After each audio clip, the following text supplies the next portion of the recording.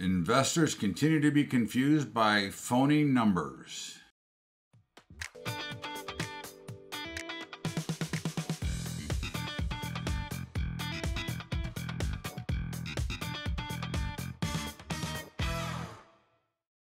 What's up, everybody? Welcome aboard to Bubba's Daily Update for Friday, the 28th of April, the last day of the month. And market's a little mixed towards the upside right now as we watch. But again, we saw Amazon's earnings come out yesterday. The stock exploded about 12% higher and then fell and has actually became lower this morning.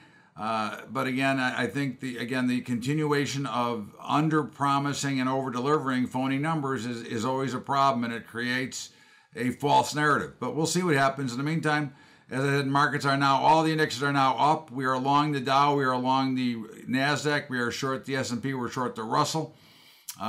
Crude is higher, we're short. Gold is lower, we're short. Silver is lower, we're still long. Bonds and notes are up big. We are short both of those. The euro currency is lower. We are long. The dollar is higher, which we would be short, which we no longer trade. Bitcoin is lower. We're short. Copper is lower. We're short. Nat gas is popping higher, which is interesting. It was lower overnight, and then it took off, and we're long. In the grain markets, corn, they're pretty flat across the board. There's not a lot of interest, not a lot of action, so we'll continue to watch that. In the meantime, we're short them all. In the livestock markets, fats and feeders are a shade higher. We would be long, we no longer trade them. And hogs, we would be long now as well, and they are also higher. In the softs, cocoa is lower, we're long. Cotton is lower, we're short. Sugar is lower, we're long.